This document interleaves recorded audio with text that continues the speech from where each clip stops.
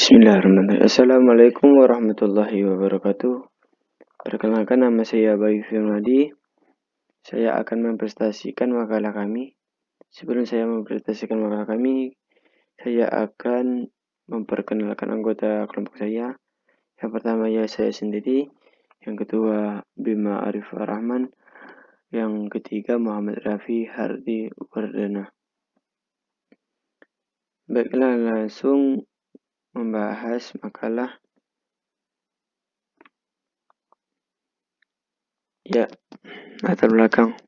Kita tahu bahwa data mining adalah ekstraksi atau penambahan pattern yang menarik pada data. Atau juga diartikan sebagai serangkaian proses untuk menggali nilai tambah dari suatu kumpulan data berupa pengetahuan yang selama ini tidak diketahui secara manual. Tujuan dari data mining ini ialah menentukan hubungan atau pola yang mungkin memberi indikasi yang bermanfaat. Dalam proses data mining ini, termasuk melakukan pembersihan data, agregasi data, seleksi data, transformasi, perkembangan data, dan evaluasi pola dan pengetahuan. Karena terdapat banyak sekali cara mengumpulkan dan menyimpan data, tahap ini sangat menguras waktu. Hasil dari data mining seringkali diintegrasikan dengan Discord Support System atau DDS. Sebagai contoh, dalam aplikasi bisnis informasi yang dihasilkan oleh data mining dapat diintegrasikan dengan tool manajemen kampanye produk sehingga promosi pemasaran yang efektif dilaksanakan dan dapat diuji. Lanjut ke teknik data mining. Yang pertama, classification. Classification adalah metode yang paling umum pada data mining. Personalisasi seperti business current analysis, risk management biasanya melibatkan metode ini, classification. Classification adalah tindakan untuk memberikan kelompok pada setiap keadaan. Setiap keadaan berisi kelompok atribut, salah satu, dan metode atribut. Metode ini digunakan untuk menemukan sebuah model yang dapat menjelaskan kelas atribut itu sebagai fungsi dari input atribut. Yang kedua, clustering atau biasa disebut klaterisasi adalah metode pengelompokan data. Menurut Tan 2006, clustering adalah sebuah proses untuk mengembangkan data ke dalam beberapa cluster atau kelompok, sehingga dalam suatu kelompok memiliki tingkatan kemiripan yang maksimum dan data antara kelompok memiliki kemiripan yang minimum. Clustering merupakan proses partisipasi suatu set objek data ke dalam himpunan bagian yang disebutkan dengan cluster. Objek di dalam cluster memiliki kemiripan karakteristik antara satu yang sama lain. Proses ini dilakukan secara manual, melainkan dengan suatu algoritma. Yang ketiga, association. Association juga disebut sebagai market basket analysis. Sebuah problem bisnis yang khas dalam menganalisis tabel transaksi penjualan dan identifikasi produk-produk yang seringkali dibeli sama oleh customer. Misalnya, apabila ada seorang membelikan sambal, biasanya ia juga membelikan kecap. Itu adalah kebiasaan yang saling berkaitan. Metode association ini memiliki produk apa yang biasanya terjual sama. Ya, kembali ke contoh tadi, sambal dan kecap itu biasanya memiliki kesamaan. Pasti saling berkaitan. Ya, memberikan tujuan bersama untuk mencari tahu apa aturan yang menyebabkan kesamaan tersebut. Seperti pedas pasti ada manis yang diberikan sambal dan kecap. Yang ketiga, recognition. Metode recognition mirip dengan metode classification. Yang membedakan adalah metode ini tidak bisa sebagai pola yang dijabarkan sebagai kelas-kelas. Ya, saya ulangi. Metode ini yang membedakan dengan metode classification ialah tidak bisa mencari pola yang dijabarkan sebagai kelas. Metode ini bertujuan untuk mencari pola dan menentukan sebuah nilai numerik. Bentuk dari lebih canggih dari regression sudah mendukung input berupa kategori, jadi kita hanya input berupa numerik. Teknik populer yang digunakan untuk regression adalah linear regression dan logistic regression. Regression digunakan untuk mencegah banyaknya problem bisnis. Contoh, untuk memperkirakan metode distribusi, kapasitas distribusi, musim, dan untuk memperkirakan kecepatan angin berdasarkan temperatur, tekanan udara, dan kelembapan. Lanjut ke progressing. Juga adalah metode data mining yang sangat penting. Contoh digunakan untuk menjawab pertanyaan seperti berikut. Ya, seperti apa jadinya nilai saham dari Microsoft pada keesokan hari? Sebagai apa penjualan, sebanyak apa penjualan produk tertentu pada bulan depan?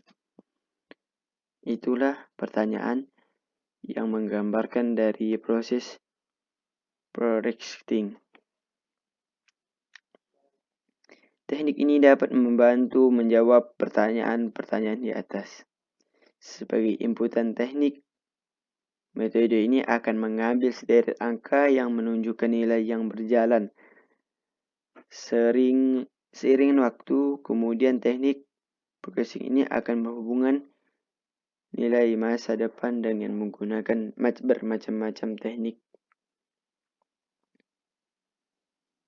dan teknik statistika yang berhubungan dengan musim, tren, dan noise pada data. Lanjut ke sequence analysis. Sequence analysis digunakan untuk mencari pola pada serangkaian kejadian yang disebut dengan sequence. Sebagai contoh, sebuah DNA terdiri dari berbagai rangkaian A, G, C, dan T. Rangkaian klik pada sebuah website berisi tentang URL. Pada kejadian nyata, mungkin modelnya pembelian oleh pelanggan sebagai sebuah recursion atau rangkaian data.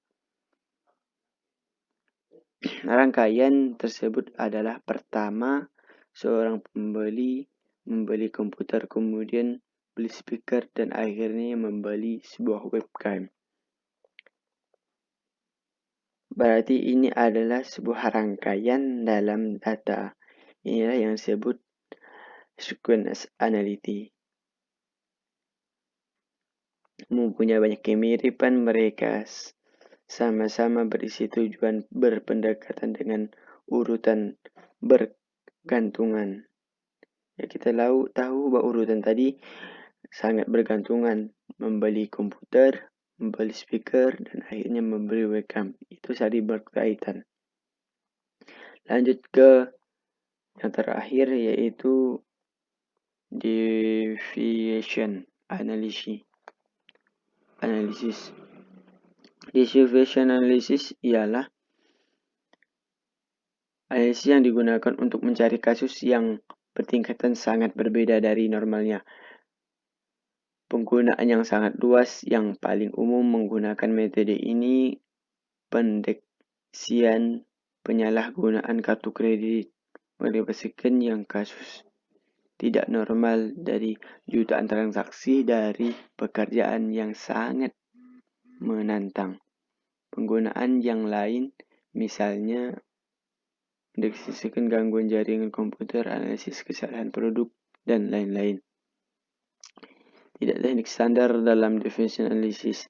Hanya saja biasanya para analisis menggunakan resolution trace, clustering, dan new network untuk pekerjaan ini. Lanjut penggunaan data mining untuk area CRM.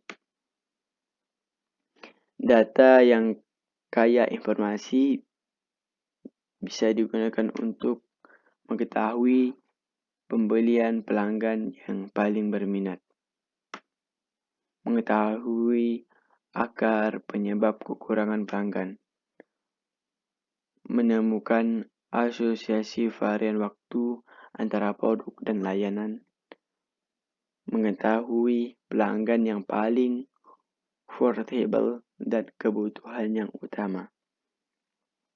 Customer Relationship Management adalah CRM. Itu perluasan dari marketing tradisional yang baru yang sedang muncul. Tujuan dari CRM adalah menciptakan hubungan one-on-one dengan pelanggan dengan mengembangkan pemahaman yang intim terhadap kebutuhan dan keinginan mereka. Itulah adalah tujuan CRM.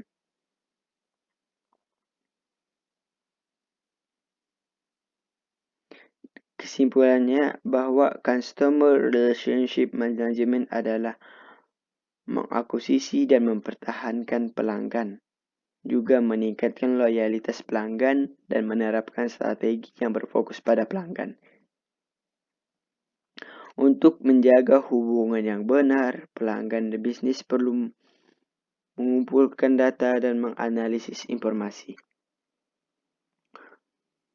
Untuk melakukan data mining diperlukan database yang mumpuni. Karena itu kita hanya melakukan data mining tanpa menyimpan data. Tidak akan ada gunanya sama sekali. Data mining dilakukan berbagai proses yang memiliki berbagai peralatan dan prosedur. Oleh karena itu dipastikan kelengkapan peralatan dan sumber daya. Proses akuisisi pelanggan diperlukan data-data dari masyarakat pasar baru, kemudian dikumpulkan data-datanya dan dianalisis minat-minatnya dan serta pola-pola perilaku masyarakat. Dari situ kita bisa mengetahui hal-hal yang sedang trending di kalangan masyarakat. Oleh karena itu, sedang ada di masyarakat adalah salah satu langkah untuk mengakuisisi pelanggan.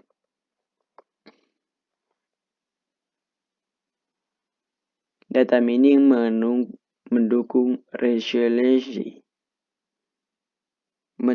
retensi, akuisisi, dan penambahan nilai pelanggan.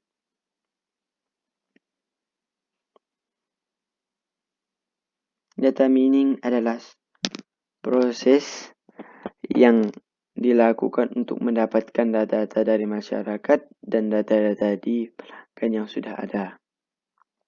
Juga untuk membangun retensi pelanggan dan mengakuisisi pelanggan baru. Untuk melakukan data mining ini,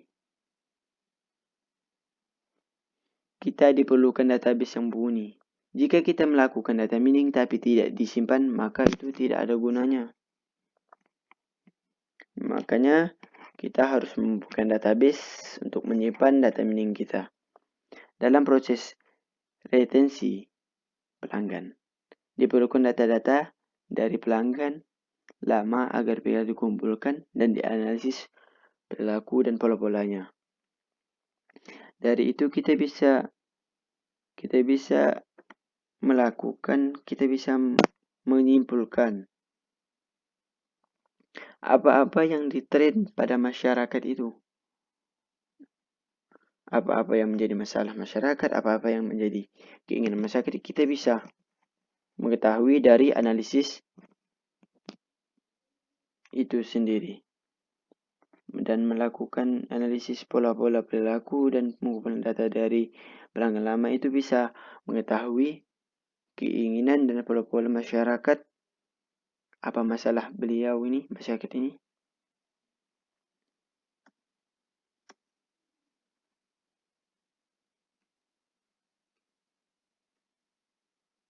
Ya,